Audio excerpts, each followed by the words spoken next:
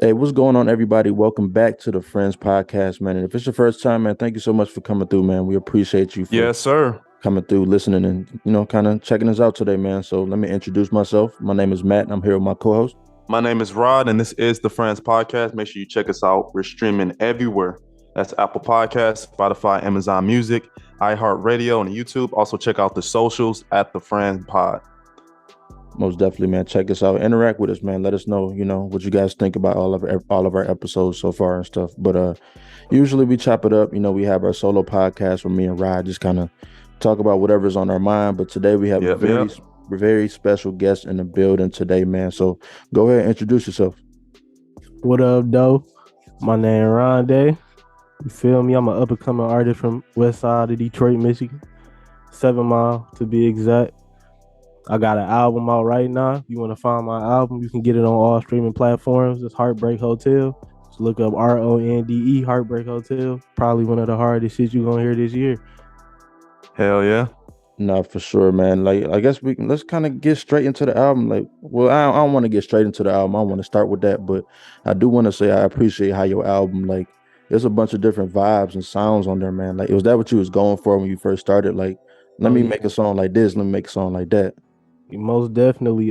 When I went into it, it's just these real life situations. Like even if it don't directly correlate with me, it's shit that happened in real life. So that's what I was going for. It's really a story from song number one to the last song. It's a Mm-hmm. story. So I just wanted people to listen to it and you feel me? Like life ain't always sad, life ain't always lit. Mm-hmm. So you gonna have your lit moment, then you gonna have that cool down, then you got that sad moment. Yeah. So I wanted to bring that that real life feeling. So Yeah, absolutely, man. It's always ups and downs with this shit, man, for sure. Is Um, that why it's called what the project's name is? Heartbreak Hotel, yeah. So it's really representing the emotion. Like when you in that one mood, you in that one space in your life where it's just like you living life. It ain't like shit just stopped, but it's a Mm-hmm. lot going on. So that's why you got songs like Blue Lights, De La Rocha where I'm going crazy. Then mhm. I'll turn around and then you got songs like 24 and shit like that where it's just real like Black Superman talking about my dad and shit. Like you gotta be realistic with this shit. So Yeah, no, I definitely feel that. Let's kind of take it all the way back, man. So, as you said, you're from the west side of Detroit, man. So, born and raised. born and raised. Okay, that's what's up. That's what's up. Kind of talk about what was going on in the west side. When you was first coming up, and how was it for you, like childhood, up until right now. It was I ain't gonna lie, like being growing up on the west side, I grew up right off Livernois. Okay, yeah, So yeah, yeah. it was art everywhere. Like I remember growing up, I see this shit. I'd be little. I want to do it, but as a kid, you want to be a fucking firefighter. You want to be Spider Man. Yeah. Like you want to be everything. So I ain't really get it. But then like the shit was always in my blood. Like music, I used to hoop. I hooped all through high school. I thought I was going to the league, but Hmm. music was a big part of my shit. Like if I ain't listen to the right song, I'll be all the way fucked up. So it's always been in me. So just growing up on the west side is extremely artistic and everybody on they shit. Like everybody trying to get a bag some way. Yeah, yeah, no, for sure. What So, was like, some what? of those influences on the west side when it comes to artists? Shit, like I remember shit even coming from Big Sean when coming to high school. Big Sean was a big ass fucking influence and Hmm. shit. Motherfucking, I mean, as far as niggas right now too, like it's a lot of niggas out right now that I went to school with that's popping, or is niggas out in hoop with, or just been around that's really doing their thing, and it's like that shit inspiring because these is niggas that when we was kids we had dreams and niggas is doing this shit, so Yeah, that shit beautiful to see for no, it's real. definitely a beautiful thing. Like, do you? Like, Did, yeah. go ahead, go ahead. Yeah, I was gonna say like who? Shit like Like, Skilla Baby, I used to hoop with him. That shit, oh, okay. seeing him doing this thing, that shit beautiful shit. My Hell my, yeah. my big brother best friend is Sada Baby manager. Mm, So like Okay. he grew up down the street from us. So like that shit just it's a beautiful thing to see Whereas this, like, I'm a little ass kid and I'm seeing these people, and then I'm growing up. Now I'm grown and I'm in this business. I'm on this grind and I'm bumping into people and seeing other people doing the same shit. That shit is just, it's You was like ball. God. You was balling on Skillet back in the day. I did. I did go. Matter of fact, we played on the same team. We played Okay. on the same Okay. team at AAU for a couple. We played for like maybe a couple weeks. I remember he went to Oak Park. We used to play them niggas all the time. But yeah, that shit just wild. To you feel me? Oh yeah, I remember this nigga. Or like last night, I had a showcase. 3 of the niggas in the showcase I went to school with. So Damn. like that shit just, That's dope. it's crazy. It's a dope feeling. Yeah, I feel like Detroit's really booming right now in terms of music and everything, and people starting to listen to the sound. So kind of getting into like what Matt was talking about earlier. He said like you kind of got vibes and all around on the project. What was like your favorite track making? My favorite track making, I'm gonna say my favorite track making was Black Superman. If it's not Black Superman, it's 24, and I'll tell y'all why. When my dad passed in February, so like I'll say maybe a week after he passed, I went to the studio and I made 24. But then like a day after that, I had went to my man's crib. I was just over his crib. And he had the mic set up, little janky little setup. You feel me? Nothing too crazy. Yeah. But we just got a mic. We got the laptop. Fuck it. So I freestyled that Black Superman shit. Word. That shit was it was like pure emotion, raw emotion. And it was crazy because I wasn't gonna put it on the album. That wasn't my intention. I wasn't gonna put it on the album, but everybody kept saying like, bro, that shit deep, like you. So I'm like, hell yeah. So yeah, that's probably my favorite for sure. That was definitely a standout track for me, along with From Me to You. Yeah, I like how you start the song off with what was it, Back in the Hood? That movie? Was that from Boys in the Hood? Boys in the Hood? Yeah, Boys in the Hood. Yeah. And that was one of my favorite ones too. I recorded that shit in Atlanta. Okay. Dope. What was that process like? How like Man, there was a studio down there and the whole down south. So I was down there with a couple of my guys. We was just doing chasing the music dream. We was down there. I got to meet a lot of people. I got to work at Patchwork Studios and work with a couple of engineers up there. So that was dope. Yeah. But it was just, that's all I was down there for. It was just music. So I'm just down there waking up, writing music all the way until I'm going to sleep. Going in the studio, being there for 6 hours. So that From Me to You song, I remember we was in the studio for maybe like 6 hours. Niggas is asleep. you know how that go. Niggas and got drunk or niggas, and so we in there all night and I'm just writing, and it's me and the engineer in there by ourselves. So I'm like, throw that shit on. And I didn't know how it was gonna turn out, but I just wanted it to be like a dedication song or like a letter. Awesome. Like, you feel me, just telling a story. That's why I did one story about a male, did one story about a female, like, so everybody can relate. Like, everybody that had that friend that you look up to, and then damn, you feel me? Yeah. I thought that song was about loss as well. It's definitely about loss. It's like you got that person, or it might not even be a person. It might just be a thing, but you look up to it, you cherish it, and it's like, damn, now it's gone. So you know what I'm saying? So it's like, it's a letter from me to you. Why'd you choose Boys in the Hood like to start it off? Because like the first that thing was kind of talking about the excerpt or whatever for people to check out the song. It was talking about cocaine in the black neighborhood and stuff like that, and nobody really cared until it moved to the white neighborhood. So I chose that because it's like my message for the song was like to like bring, how like you get demonized. A lot of people, especially hood dudes, they get demonized when they pass. They don't really like to look at. Got you. Yeah. So it's like I put that in there because we do demonize our black men for doing things that we were almost, I wouldn't say subject to, but it was Hmm. put in our face. The shit was Yeah. put in our face, and it's a situation. It's a terrible situation, but they wasn't mad until that shit got to the white neighborhoods, and now it's a problem. So that's why I put it in there. So it was like, you feel me? I got friends that did that shit and they gone, and I'm like, bro, I don't want to talk about that. Let's talk about how you was a man and you was dealing with all these problems when nobody was paying attention to you. Right. Yeah. Let me take it back a little bit though. Let's talk about Black Superman a little bit more. So like you kind of mentioned that was like, your favorite song to put together and all that. But I imagine that was kind of hard though, because you mentioned, you lost your pops in February. Was that like therapeutic for you? Like what did that help you Def- get through the process a little bit? Definitely therapeutic. It was literally a situation where I had lost my studio equipment for one, so I didn't have my shit. I Hmm. record all and I record and engineer all my shit. I don't really go to nobody else studio, so I lost my shit. And my pops just passed. That's art is your therapy for any artist. That's gonna be your therapy. So I didn't have my shit, so I called my man's on like some fiend shit. I was Yeah. really fiending like, bro, I need to get in the studio. I really just wanted, like I said, I wasn't gonna put it on the album. I just wanted to record a song.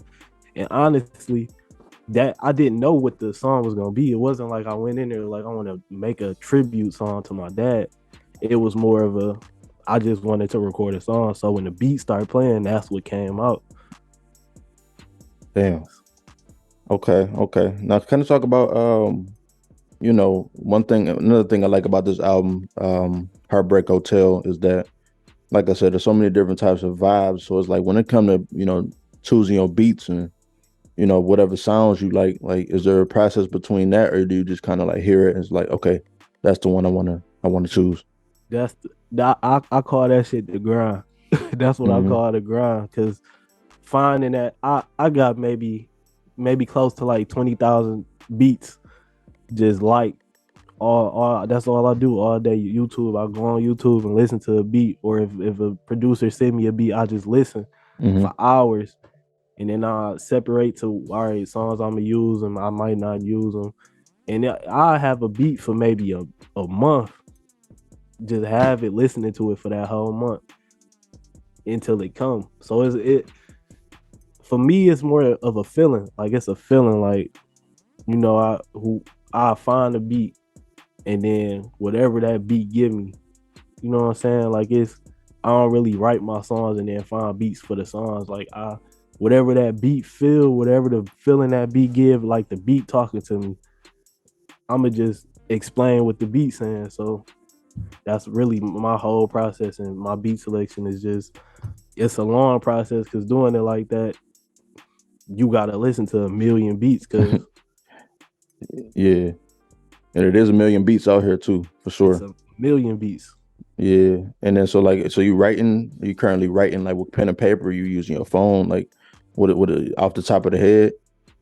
It all depends on how I'm feeling. Sometimes I really do want to write. Sometimes I want to do something quick. I might be either working or in the bed, laying up with my girl or some shit, and have my phone and just type. But sometimes I'll be really in that mood to get that pen up, and I'll Hmm. write it. But then sometimes I'm just, man, fuck it, play the beat. I'm about to just spit.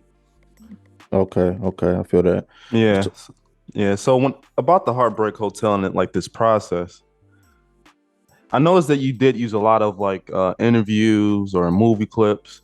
Like what were you thinking when you were going through the whole process of creating this? Was I it I wanted it to feel like a movie. I wanted it to feel like I didn't want it to sound like just a bunch of songs. I wanted, matter of fact, I'll take it back to me growing up. I'm a big music head. I always have been. So me mm-hmm. growing up, I'm listening to Ti shit. I'm listening to Jay-Z shit. I'm listening to how they put skits. Everybody had skits in their album, and they put time into it to where they was bridging the songs together to where even if you just listen to the song, the album telling the story. Like, so that's what I was trying to do with all the clips. Is even if it's a hype song, I want a clip to be in there where I'm showing you the real, like De La Rocha. That's a real situation, but everybody know that dude that just be around lit. Oh, dude, he just lit as hell. Like, everybody that ran into him. So that's the story though. De La Rocha, we kids having fun. That's you outside. So yeah, And- I go ahead. No, I was gonna say, and when it come to telling that story, like, do you plan on like extending it further and like making visuals for it, like for like the whole album, like a full length movie, or like what's the plan with like, pushing it and kind of getting that full vision and the picture out there? Most Yeah. definitely, I got a big plan for that.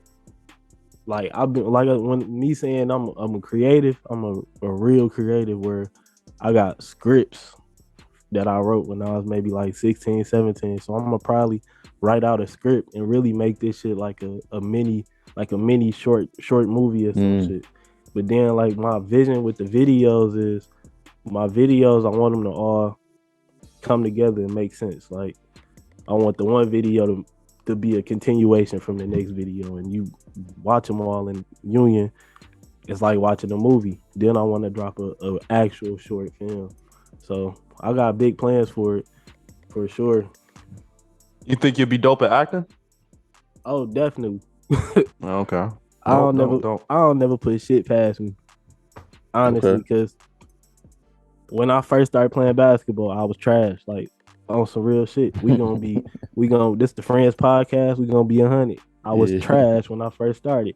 When I first started rapping, my shit wasn't hitting like that, you know. But I put work in. So I feel like anything that I want to do, I'm gonna put the work in and I'm gonna get it.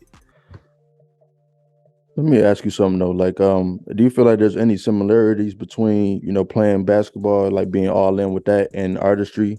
And is it something that you took from, playing AAU and having them hoop dreams? Like any gems you took from that you kind of carried over to, being an artist? Man, definitely. Hell yeah. Okay. Man, I remember in school, you gotta wake up early to get to practice before school. Then you gotta stay after school.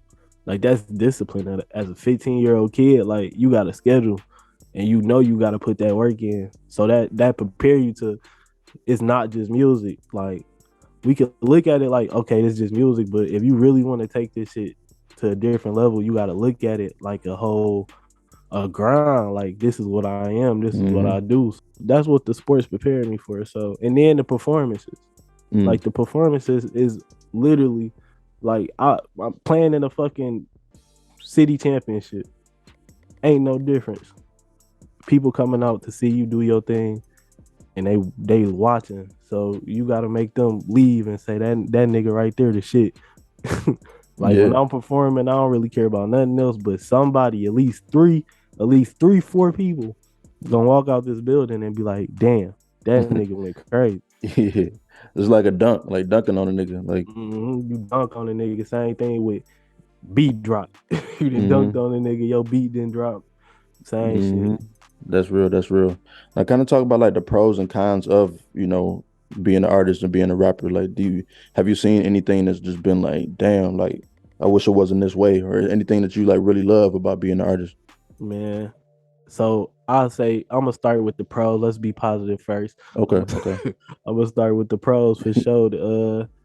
Man, that feeling of like you having a emotion and you putting it on wax and you putting that shit on a beat and you putting it out and watching other people react to it. That's the Mm-hmm. dopest part. Having people DM me and saying like, "Oh yeah, bro, I felt this shit." Like, especially the Black Superman shit, I get a lot of reaction from that, and that's everything to me because that's a personal song, and people saying, "Yeah, I relate to that. I feel that. Like, I felt your pain." That's dope. Yeah. So that's for sure the dopest part. A con, the con, the industry. It's as cliche as that shit sounds. It's a lot of weird shit that you have. I wouldn't say have to do, but they want you to do to stay relevant. Mm. Like a lot of shit we seeing on social media. Like it's not a coincidence that you see the same motherfuckers getting into bullshit every day.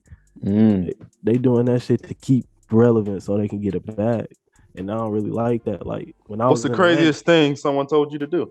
I guess you about to man, get into it. I was definitely about to say that. So, When I was in Atlanta, I did media training and shit and marketing training, and they was telling me like, yeah, the easiest way to get on is to find a girlfriend. Like just get a girl and get in a relationship and be and pay each other. Y'all make a bag. So when y'all get on, y'all break up, and that's gonna make y'all even more money. Damn, that is weird, but I feel like that could work though, right? It What? would. Man, shit, what? That shit work. I'm so confused. Like, what? Think about all the stars, like a lot of celebrities that we got now came from relationships. You got Jada, Ari. When Lil Baby first popped off, he was with Jada. Lil Durk in India. It's a industry. It's literally a business. Like at this point, it's a business where they literally tell you like, go to the hood and find a girl and break it down to her. Like, bro, we gonna get rich off this shit. Just act like you my girl, and we gonna get a bag because people gonna fall in love with it. Because love sell, love relationships sell. That is true, and especially if you want that women fan base, like if they know you Exactly. got a woman next to you that they fuck with, like they like, oh, I like her Instagram. Oh, she dating this rapper. Oh, okay. Like, She dating him. I'ma yeah. fuck with him. Oh, I'ma go just off muscle. So it's that shit was crazy. I was totally against it. I just so happened to run into somebody and fuck around and fall in love and shit. But other than that, nigga, I wasn't fucking with that Nah. shit. That was the weirdest shit. And I'll be seeing it ever since they told me that shit. I'll be on Instagram seeing this shit. Like, wow. Like, oh wow, that's what they doing. Like, Nah, that's crazy. I feel like you could probably, it's possible that people in relationships currently might be able to make it work somehow though. I think. yeah. I don't know if you got to go and find like a random chick to go and do it with. I mean, maybe you could, That's the thing though. Like it sound like it can be genuine and it's gonna work the same way if it's genuine, but you will see like 9 times out of 10 with people with genuine relationships, they not putting all of their business on the internet. Like I'll be trying to tell people like if you get into a fight, it's your decision to record it and post it. Exactly. Like so they not getting recorded 24/7. That's their decision to put that shit out. So that's they move. That's a business move. Yeah. If I'm gonna put that shit out. That's a business move. So like J. Cole, that nigga's married with kids, ain't he? Like, we don't even know who she look like. We don't even know who she is at all. We don't know who she is. It's really crazy. We were just talking about that with Kendrick Lamar. Like we just learned his wife's name. Right. Like just now. And she been around from the beginning. So like that, it don't have to be. Even it could be a situation where y'all both know, but it don't have to be drama.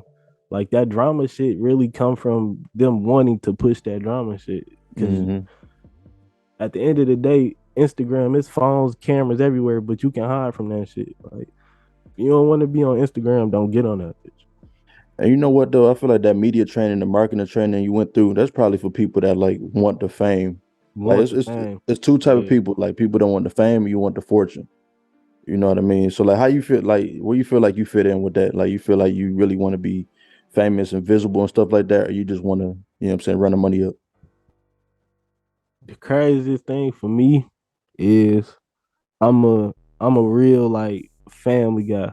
I'm real humble, real laid back. I don't really care about too much of extra shit. The extra shit that you might see me on is because I know this gonna help them. You know what I'm saying? So when you say family though, do you mean like you and your boys, or do you mean like your fan that you grew up with, like, or everyone? Like, what do you mean by that? When I say family, that's to me, family is your tribe. So it could be your blood family, and at the same time as your friends, all of that shit, your business partners, whoever you feel like is a part of your tribe, part of your family. So when I say family, I really just mean my tribe, and I'm big on that. That nothing else matter to me than that. Is if I can do something to help my people, then that's what I'm gonna do.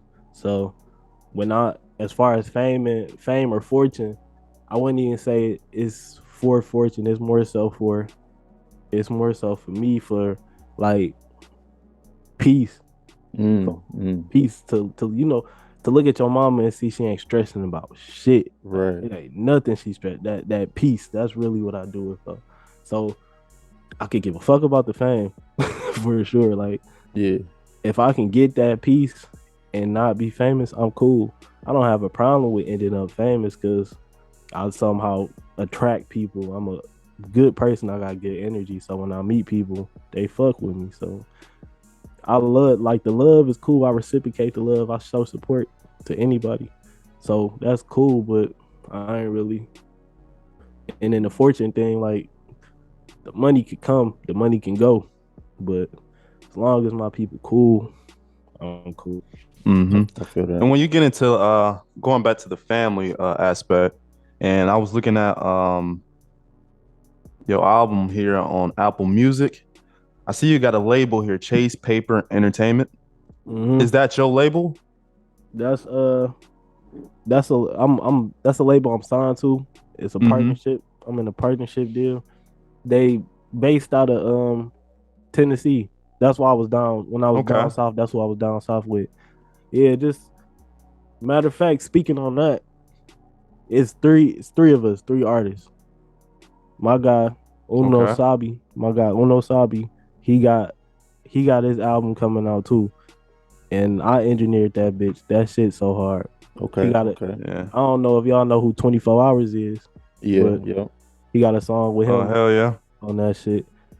He dope ass guy. We met in Atlanta. He was one of the people that was giving me like the training on the industry and shit. So shouts out to Uh, him. That's like big bro for That's sure. dope.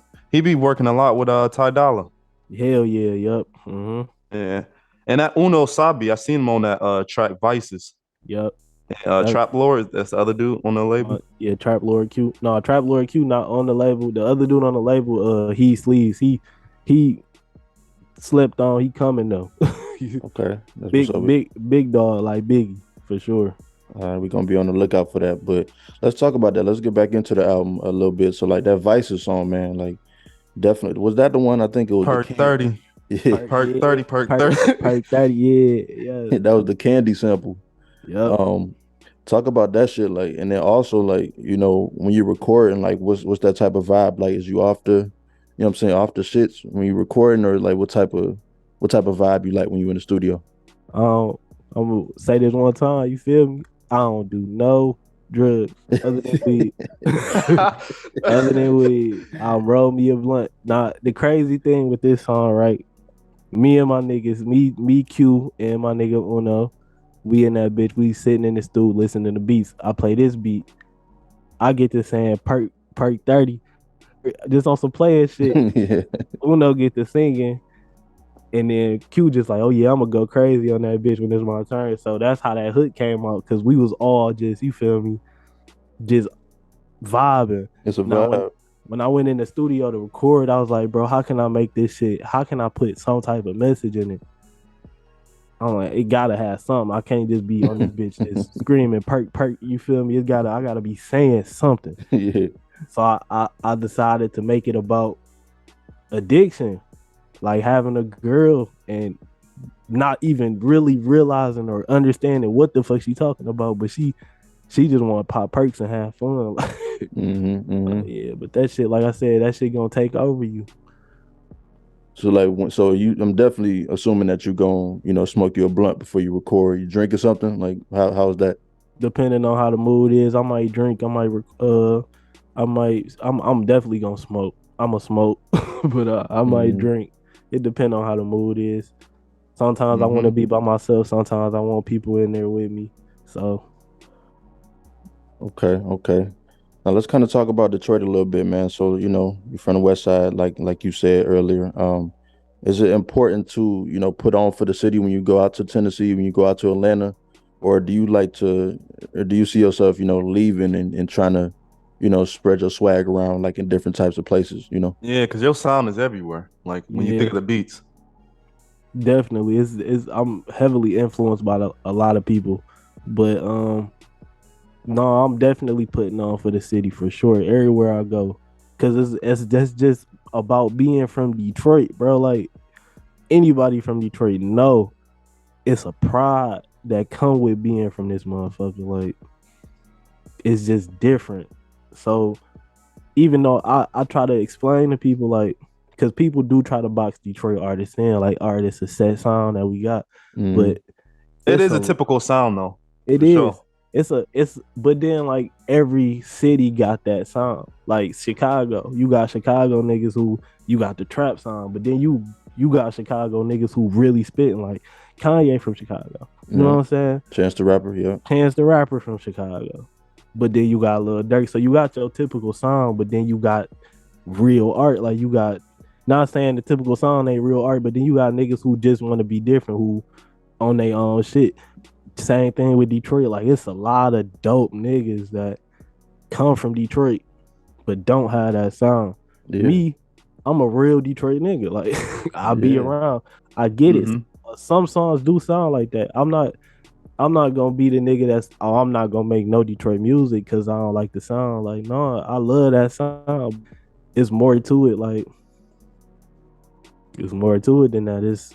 I got more feeling. I got more emotions. I get what you mean for sure from that, because like when you think of about it, like it's Sada Baby. To me, it's like a typical kind of Detroit sound a little bit, but then you got the Big Shine that you mentioned earlier too. right. So yeah, you got Big Sean. It's a bit So more artistic, like in a sense. yeah, But just like you said, like everybody got their own sound though. Chicago, Florida got their own sound, like right. Florida Louisiana. got they shit. So it's like, what's wrong with, keeping with the Detroit sound? There's nothing wrong with it. Like niggas were already running with it. Definitely ain't nothing wrong. It's definitely nothing wrong because it's a bop. It's hard and it's a fan base for that shit. So hell yeah, I don't see why not run with that shit. But then like when I'm explaining, especially like niggas who really into like '90s hip hop, they Mhm. not fucking with Detroit sound. And I'm like, bro, it's really niggas who like. For one, a lot of these niggas is really spitting. Like matter of fact, nigga, we got Bodie James. Yeah. Like, bro, he Alchemist. Like that's not Detroit, the Detroit sound. But he talking about the same shit them niggas talking about because we all from the same place. Yeah, Yeah. Bodie just released that Fair Exchange No Robbery with Nicholas Mhm. Craven. And that shit was dope. Yeah, that nigga's hard, bro. Yeah, it And was dope about he be spitting about it in a different way though. Like he flip Yeah, his words in a different way. It's dope. he got But his own shit, and mhm. but like I said, it's the same stories because it's same feeling. Like that feeling that Detroit beat give you, that Detroit vibe. Mhm. Bodie got that same feeling in this shit. It's just a different vibe. Like you listen to the words, that's that feeling that beat giving you.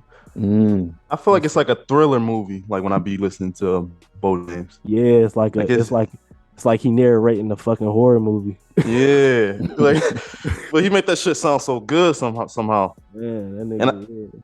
I kind of want to get to this track here, Artistic Therapy, which was an interlude. And like, how did that track come about? Because that when I was listening to this, I was like, oh, this kind of sound a little different. Um, and it kind of had like it was very high. I don't know if it was a girl singing or something in the beginning. Like the little choir sample. Yeah. Oh, okay. Yeah. So I remember one day I was really like stressed the fuck out. And I'm calling motherfuckers and they not picking up. And I'm a real genuine person. So like I said, family mean everything to me. So if somebody call me, I'm you feel me? So it was a situation where I ain't had nobody to talk to. So I got on that bitch, Yeah. I found that beat, and I'm like, bro, you feel me? This is what I got. 24/7, I know I can talk to this motherfucker, and this my therapy. This is what I do to therapy. So that's really where that just came from. Like it was a situation where I really needed to vent and express something. And I just Okay. talk. I mean, like when you listen to it, you can really hear I'm really just talking. Right. Artistic therapy. No, for real. I mean, it's in the title. Like you really were just getting shit off your chest though, for real. Has it always been like that though? Like has music always been like have you always been able to put, like yourself into your music, or was it hard to like be vulnerable in this shit though? No, from the very jump, I remember my first song. Niggas, I remember the first thing a nigga said about my song was, I feel that shit. He was like, it might not hit, it's not hitting. You gotta work on certain shit, but I can feel it. Yeah. Cause I was really putting like real emotions. Like my first song, my nigga Forrest had got killed, and this How back old in, was you? I was 18, maybe, yeah, 18. He was 16. Mm. So it was like it was emotional. That's where this shit came from. Like I started rapping because niggas was fucked up in high school mentally, and one of my mans just so happened to bring his laptop, and he had one of them them fucking blue snowball Yep. fucking mics. Mm. He had that shit, brought it to school, and we skipping class and going in the art room and recording songs. So that's how that shit all started. Just and it was real raw emotion. Like he like, bro, just say that shit. So that's where like it all started. I knew that I'm gonna be an emotional rapper. You was crying in the booth? Oh yeah, I will. If I got whatever it takes for a motherfucker to hear it and feel it, I'm gonna do it. That's real nigga shit right there. So Heartbreak Hotel, man, super dope, man, super dope project for sure. What can we expect like coming up, with 2022, 2023? Really, shit. Like bro was saying, like I got more shit coming, but run this shit up, I feel this bet. shit, spread it, and videos coming for sure. Mm-hmm. Shit, I I bet. got vlogs coming, all that shit. I'm about to do everything. I want to do everything. But Okay. really, I want to open up a space for motherfuckers. Like I want a complete, like I said, family. If you my fan and you really fuck with my music, I consider you family. So I want you to consider me as family. Mm-hmm. And Mm-hmm. coming to my music or coming to my page, I want that shit to feel like a safe place for everybody. Yeah. Right. So that's the vibe. So if you was thinking about fucking with me, or you fucking with me, or this is your first time actually hearing me in an intimate setting, bro, that's the type of vibe we on. This is a family. That's real. That's What a you good think? way to. Oh, go ahead. Yeah, it's definitely a good way, like to go about it. And I kind of want to get into when you said visuals. What you think does the first song you're gonna try to make a visual for? Blue lights, gotta be blue lights. And really, I'm gonna say that because for one, it's super intriguing with the vibe of the song. Like I can do a lot with it. Two, performing, it's the most popular song. Every time I perform, that's the song that people really want to see, really grasp on. So, and the crazy thing with when I made that shit, I had y'all ever played Need for Speed Underground Hell back in yeah. the day, Hell bro? yeah. That's all the fuck I could think about making that shit. For real. Just that Yeah. beat. I'm like, bro, this shit sound like some shit when you turn on Need for Speed Underground, this shit get to playing. Mm-hmm. So Mm-hmm. that's like the vision I got for it. Where not saying that I want the whole video to just be cars, but I want like just that vibe, like that feeling of that game. It was different. It was. It was. I was fucking with Midnight Club back then though. Like Hell Midnight yeah. Club 3, Dub Edition. Midnight Club Dub Edition, hell yeah, that was the shit. Man, for real. They don't really Hell make yeah. games like that no more, for real. They don't make no like racing games like that, to be honest. When you can They Like, fix up don't. your car and all that shit, like have yeah. cops chasing you. They Like, give you fucking Forza, but Forza ain't the same. Like Nah, it's too professional. I want to drive around the hoods of Detroit. Fuck is you talking about? Like that was yeah. dope as fuck. Like we was really driving in Comerica Park and shit. Like It's fucking crazy. Do you play games at all right now? Like you on 2K, you on Madden, oh like yeah, I'm a gamer. I grew up a gamer.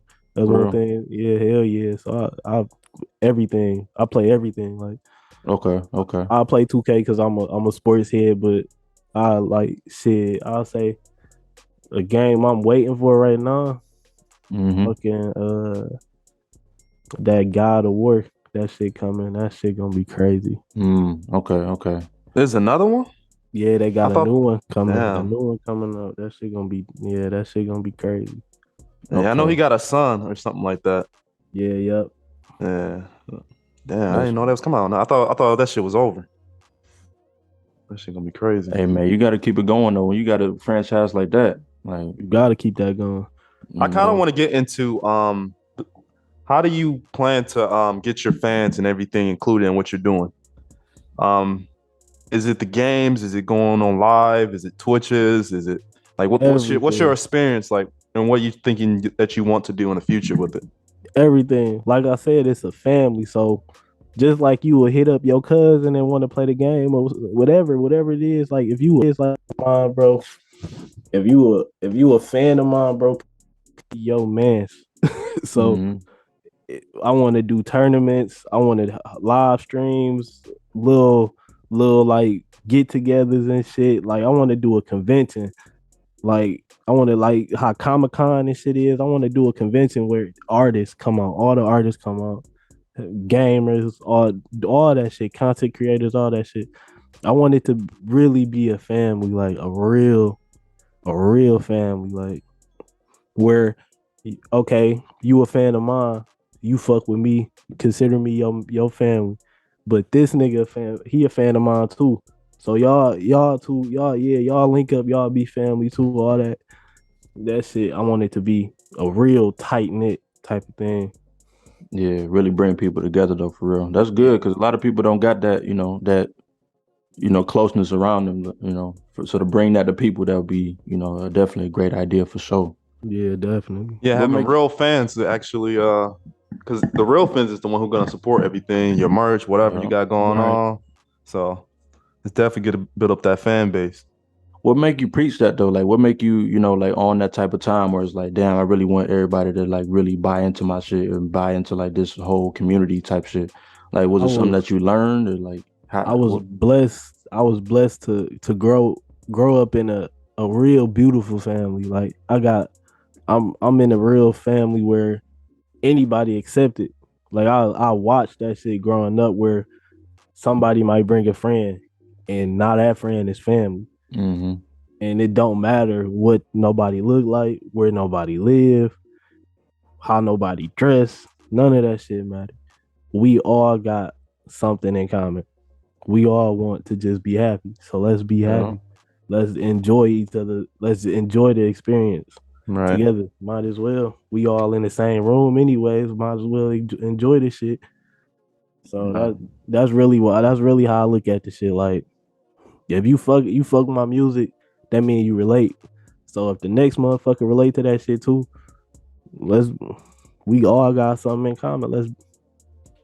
It's too much negative shit going on. You feel me? Like Mm-hmm. it's so Yeah. much negative and fucking destruction. Everybody's uber tough. Like, man, fuck that. Nigga, if you wanna call me and cry, nigga, fuck it. That's Yeah, what you want, nigga. Yeah, gotta do all what you right. gotta do. It's real, some real shit. Like it's real people over here, real genuine people. Like I'm a person at the end of the day. So Mm-hmm. explaining this right here to your fans or family and trying to get understand a bit more about you. Say they was coming to the west side of Detroit or that area, where should they go? Man, 7 mile. You coming to the Okay. west side? Cause it's it's a strip. 7 Mile is a big ass, it's just a big ass strip. And all of that shit is black owned business. Black owned. All of that shit. The majority Shout of them that. out. Shout out a couple at least. Majority of that shit, if I can even remember Yeah. I so know much shit. Fork in Nigeria over there. Yup. Oh shit. Hell yeah. I don't know Shit. Bucharest black Uh on. shit, if y'all you got a medical card, shit, the house of Mary Jane, right Yeah. off Jane's cousins, that black owned, bro. Like all that shit. Mm-hmm. So 7 Mile, like I said, that shit beautiful because it's been like that. It's 7 Mile been like Yeah. that. It's been black owned, like black owned businesses, and it stayed that way. So growing up over there, it's like I can see that. Right. I can see a black man, he his own boss. You know what I'm Yeah. saying? Like that's something big for a young black kid to see a black man being his own boss. So that you Mm-hmm. know you can do that. You know you don't have to work for nobody. You know you can, but you don't have to. Yeah. In a legal way too. In a legal way, he got a business. He not Yeah. on the street. He got a business. Like yeah, Mm-hmm. Man, that shit ain't highlighted enough, like in the black community. it ain't. Black people actually doing good. It's always the girls, always the money, the chains, all that shit. It's never about like businesses and growing together as a community. I mean, The that shit flash, cool too. the flashy shit. But then like Detroit's we flashy. we are it's definitely flashy. But we gotta take in count of who control media for one. And then Hmm. we gotta take in account of what is social media. Social media only gonna be the flashy part. And then when niggas wake up and come outside, most niggas only want to show off. So that's really what we only gonna see. But as far as social media, a lot of rappers now is got businesses. We not talking about that. Like if you want to be real, a rapper is not a fucking street nigga. He can be a retired street nigga, but he can't be a street nigga. You a rapper. I don't know about that though. Like All these I, rappers going to jail? that's the thing. Going to If jail and dying. you a street nigga and you still rapping, you gonna get caught. True. That's You true. gonna get caught up. Yeah. There's no way for you to be in the streets, rap about that shit, and for the police to just be like, oh, whatever. Oh, this sound good. Oh, this dope. Or Like, no. or for your actual ops to be like, oh, he Right. fucking embarrassing us. That's okay. Like, nah, hell no. This nigga got the fucking world screaming, fuck my mans. Like, Yeah. it's gonna catch up to you at some point. So the niggas who you see that was street niggas and still prevailing, they doing real business. Like 21 Savage. That nigga's a businessman. Hmm. That nigga got so many businesses now.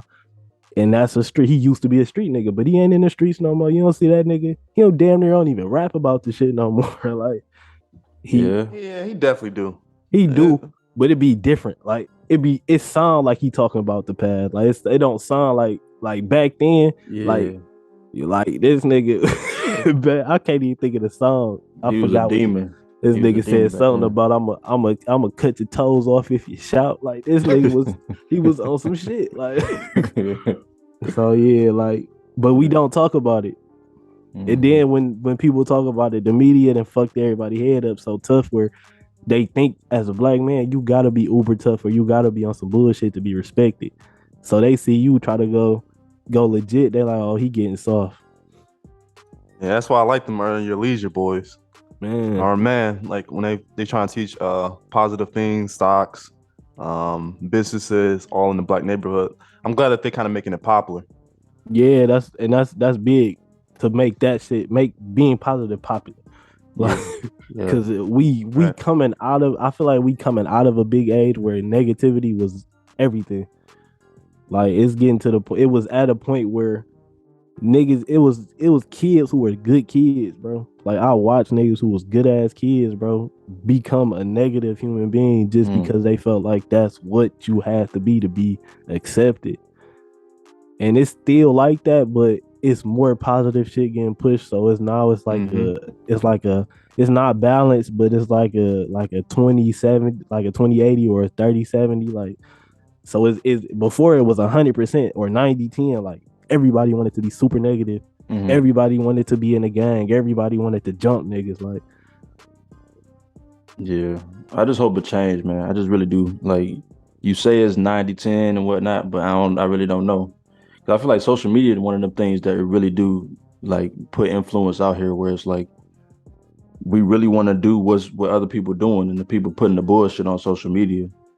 They putting the lean on, so you know what I mean? Like then it's Yeah. people just don't want to do that. you throw the lean on social media, now you got a fucking 8-year-old or a fucking 10-year-old Hmm. fucking putting fucking NyQuil in a Sprite bottle and like that shit. Yeah.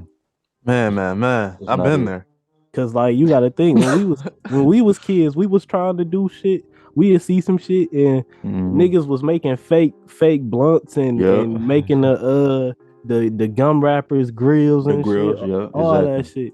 Yeah. But now like it's too intimate. Like Instagram done made this shit too intimate where now kids is like before we'd see that shit on BET and be like, oh, that's hard. But BET is an hour long. Yeah. Now social media is 24/7. You can go on the nigga page Yeah. and watch him Yeah. at 4 a.m. You studying this nigga, and that's what kids is doing. Like, and it's negativity shit. It's negative shit put on there. So a kid looking at a nigga, not to even call nobody out, but shit, a little kid could be looking at Future and be like, oh yeah, Future the coolest nigga in the world right now. I gotta be like Future, and no, nigga, you Juice don't gotta WRLD. like Juice WRLD. I gotta be like Juice WRLD. You know, nigga, you don't gotta be like none of them. Be you. I mean, but them niggas got 6 million followers and shit. So like, oh, he gotta be popping because he doing this. Be popping. But at the end of the day, bro, Future became Future because Future was Future. Yeah. Like Juice WRLD was Juice WRLD because Juice WRLD was just Juice WRLD. Like when we first seen Juice WRLD, we was like, this nigga is different. Yeah. Future same. So it's like you following him not gonna make you popular. It's gonna make you a sheep. Niggas gonna look at you like a sheep. So that's one thing I preach when I'm around a younger nigga, whatever. Like, bro, be you, find you, and be you. Please, man. I need niggas to be themselves, man. Because what is life about if niggas all the same? You know what I mean? So yeah, that's definitely something good to preach. But ain't no way Future that toxic either. The way everybody making them out another to be. thing, like I said, that shit a business. The industry is a business. So if he know that being toxic make him money, yeah, he an old man at this point. Yeah, being old and toxic ain't cool. Of course, everything he posts gonna be toxic. Cause yeah, what the fuck, that shit sell. Like, imagine if Future got married and now what the fuck, like niggas know his music fake. Right, exactly. He might be married. We might not even know. We don't know. That's the thing. Yeah. Like, if you don't know him, if you ain't around him, then you really can't make that judgment. Cause like I could literally get on my phone and make a fake ass story and put it on Instagram. Yeah. And watch it run and just sit back while I'm living my normal life. So yeah, I feel like that like he was really in love with Sierra because that Hendrix was just like, he felt it.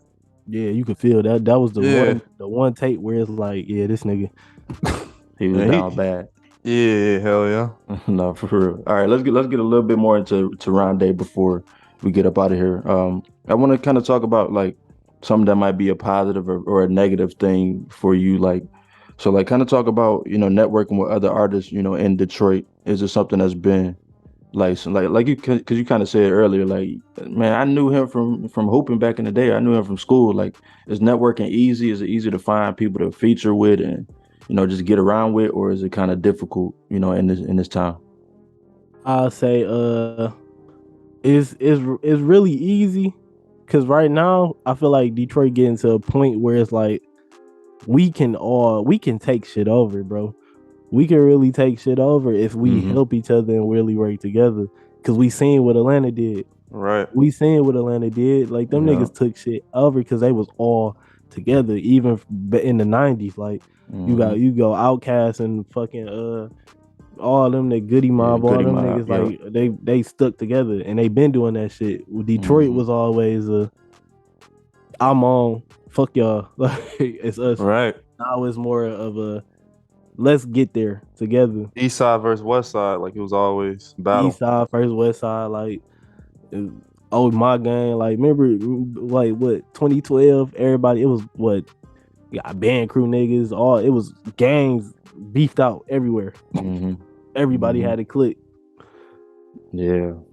I mean, so what is it gonna take though? Like, because I mean, like you said, Atlanta done had the torch for shit 15, 20 years, maybe. I don't know. Like, what is it gonna take? Because we know Detroit got the sound. We know Detroit niggas got the business, like, down pat. Like, what is it gonna take to push to the next level? We need a nigga it's gonna be you ready. I don't even know if I want to deal with that many niggas. No cap. I don't know if I would. I thought about doing the label shit, owning my own label, but that shit, like, I do gotta manage a lot of individuals, and I'm the type of person where I'm gonna be like, nigga, okay, you feeling that way, fuck it. Yeah. But it's like, it gotta take one nigga like how Coach P, out in Atlanta. He said, we gonna do this shit here. Fuck going to LA. We doing this shit here. I'm gonna get all my niggas, all my young niggas that I see potential in, I'm putting money behind them. It ain't really nothing like that here. I mean, you got what Joey McFashion, he kinda sorta, but not really all the way in. Like it gotta be somebody here that's like, I'm gonna start a big ass label and I'm gonna get all the big artists. Because right now, nigga, you got niggas going to sign with QC. Yeah, because I was about to say Vezo got IUR. I don't really know nobody in IUR. Like Peasy got Ghetto Boy, but like But then you know, them bitches be feeling like little cliques. They be feeling more so like cliques than labels because them as artists. I don't like when an artist start a label, it is more so like a clique to me than a real label because you're not putting all your time into pushing that artist because you got to push yourself. So how can you put your 100% in pushing to somebody else when you pushing yourself? So it gotta be somebody that's just really like, I'm gonna push up. I want to push these niggas. I want to band all these niggas together. We already then banded together making music. Like you got Sada Baby, all them niggas on songs together. So you got they working together, but they not. If we could get some shit where we got like 4-2, you got Sada Baby, you got motherfucking Skilla, you got Baby Money, all them niggas popping. You got Vezo, they all popping. If they was all under one label, that's bringing so much money to the city. That brings so much money to the city and attention to the city. Where now niggas is moving from down south to come to Detroit to try to get signed because we popping. So that'll be the biggest step to making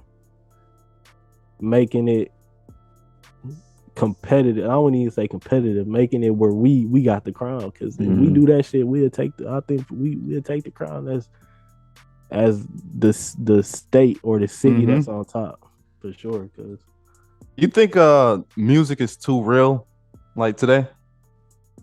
Like these street dudes, like they actually be talking about smoking on each other and on all that stuff like that. Do you think, like back in the day, I was looking at this interview with Too Short. He was like, the music game is too real right now. He said back in the day, like his time, it used to be like artists used to look at the street dudes and they will make a soundtrack to their life. Tell stories about this shit. Yeah, exactly. And now today, like niggas, it seems like the street dudes like, I'm gonna get in the studio myself and like do this shit and like pretty much be telling on themselves. So like, I think all that shit correlate with the social media and all that shit correlating together where it's being pushed, where it's a lot of kids that feel like they gotta do this shit, and it's a lot of rappers that just want to be a rapper that feel like if I'm not talking about this shit, I'm not gonna get respected. So I feel like that's really where that shit coming from. It's a pressure on niggas. Like niggas feel pressured to have to be real. But do you feel that pressure? I guess that's what I'm alluding to. Hell no. Okay. I'm 100% me.